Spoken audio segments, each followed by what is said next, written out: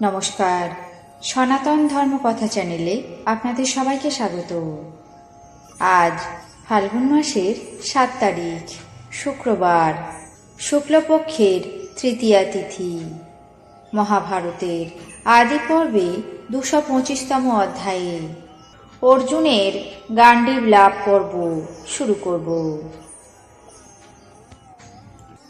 নারায়ণং নমস্কৃত্য নরং চৈব নরোত্তমং দেবীং সরস্বতীং ব্যাসাং ততো জয়মুদীরয়েৎ।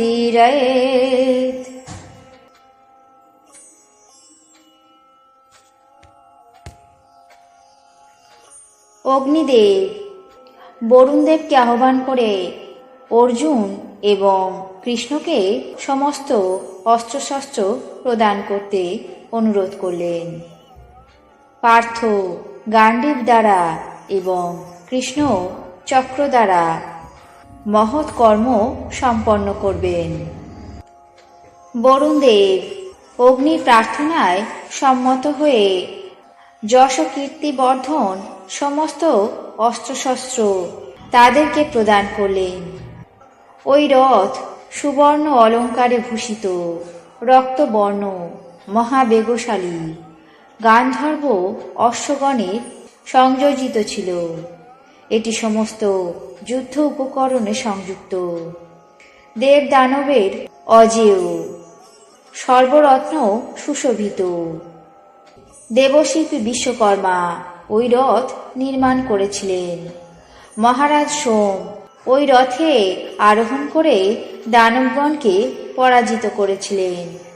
কৃষ্ণ এবং অর্জুন সেই নবমেঘাকৃতি পরম রমণীয় সেই রথের কাছে ইন্দ্রায়ুধের মতো শোভা পেতে লাগলেন। ওই রথের ধ্বজ সুবর্ণময়, তার উপরে শার্দুলের মতো ভয়ঙ্কর এক প্রকাণ্ড কলরব বানর সন্নিবেশিত এবং ধ্বজে বিবিধ বৃহদাকার জীবজন্তুর প্রতিমূর্তি নির্মিত আছে। সেই রথের ধ্বনি শুনলে শত্রু সৈন্যদের চেতনা বিলুপ্তি হওয়ার মতো। যেমন সুকৃতি ব্যক্তি বিমানে আরোহণ করে, তেমনি অর্জুন কবচ পরিধান করে, খড়গ ধারণ করে, গোধাঙ্গুলি বন্ধন করে, দেবগণকে নমস্কার করে এবং প্রদক্ষিণ করে সেই রথে আরোহণ করলেন। পরে ব্রহ্মার নির্মিত গাণ্ডীব ধনু গ্রহণ করে অত্যন্ত সন্তুষ্ট হলেন। তখন তিনি অগ্নিদেবের সামনে ধনু গ্রহণ করে তাতে জ্যা রোপণ করলেন।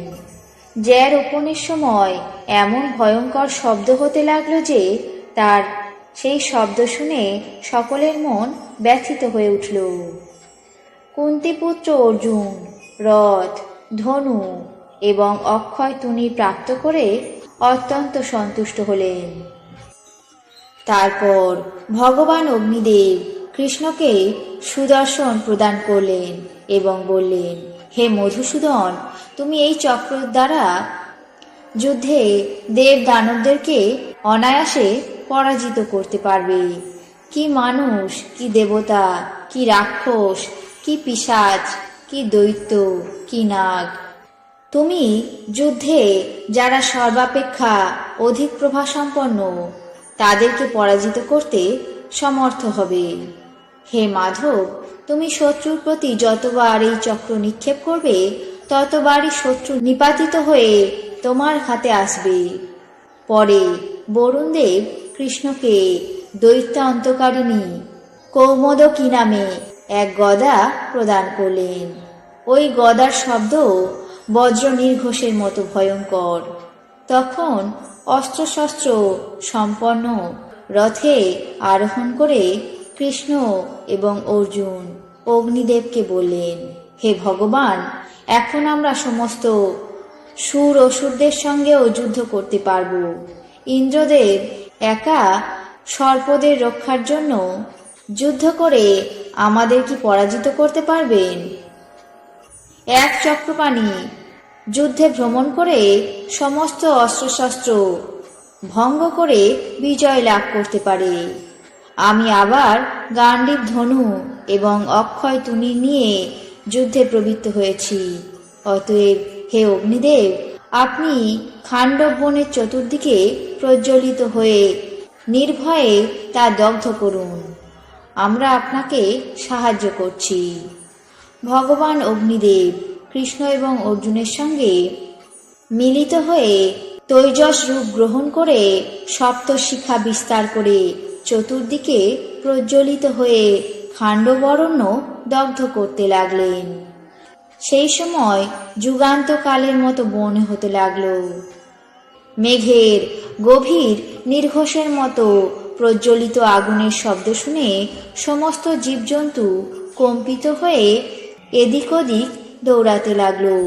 খাণ্ডবরণ্য হুতাসনের দ্বারা দাহ্যমান হয়ে সূর্যকিরণের মতো ব্যক্ত হয়ে পর্বতের মেরুর মতো শোভা পেতে লাগল।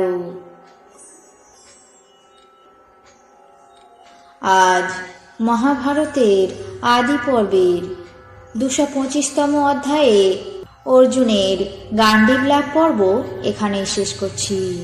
বাকি অংশ আগামী পর্বে পাঠ করে শোনাব। এখন জেনে নেব আজকের দিনের 12টি রাশির রাশিফল। মেষ, দূর ভ্রমণ। বৃষ, আয়ের সুযোগ। মিথুন, সুখকর বদলি। কর্কট, জ্বর আদি ভোগ। সিংহ, আশা পূরণ। কন্যা, মানহানি।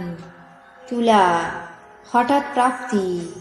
বৃশ্চিক, সৎ বন্ধু লাভ। ধনু, বিভাগীয় বদলি। মকর, আয় বৃদ্ধি। কুম্ভ, অনিষ্ট আশঙ্কা। মীন, ব্যবসায় লাভ। এই ছিল আজকের দিনের 12টি রাশির রাশিফল। আপনাদের কেমন লাগলো তা অবশ্যই কমেন্ট বক্সে জানাবেন। চ্যানেলটিকে সাবস্ক্রাইব করবেন, লাইক করবেন, শেয়ার করবেন। ধন্যবাদ।